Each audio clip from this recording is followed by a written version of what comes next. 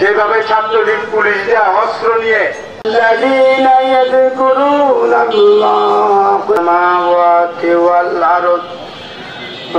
দলের দপ্তর সম্পাদক যে এক দফার মূল চালিকা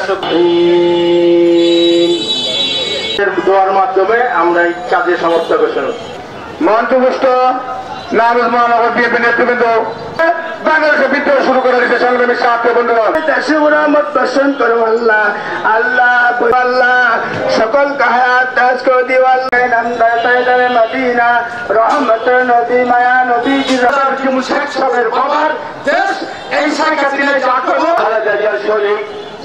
আমাদের নেতা তারেক রহমানের নির্দেশ তারা বাংলার মালিক কোন কার্যক্রম আয়োজন করেছে যারা এই আয়োজন করছেন নিজেদের স্বার্থ বিকিয়ে দিতে হবে। আমরা যদি মানুষ হতে পারি, আদর্শ মানুষ হতে পারি, তাহলে আমরা দেশ তৈরি করতে পারবো।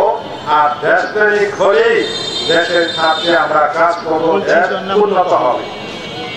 শেখ হাসিনার পতনের জন্য সবাই বলেন আলহামদুলিল্লাহ। তার কারণ আজকে সে বেঁচে থাকলে আরো অনেক হাজার হাজার মার মুখ খালি হতো।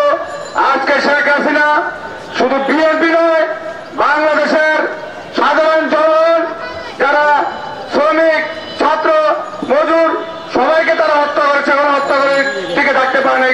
সংগ্রামী সাথী বন্ধুগণ।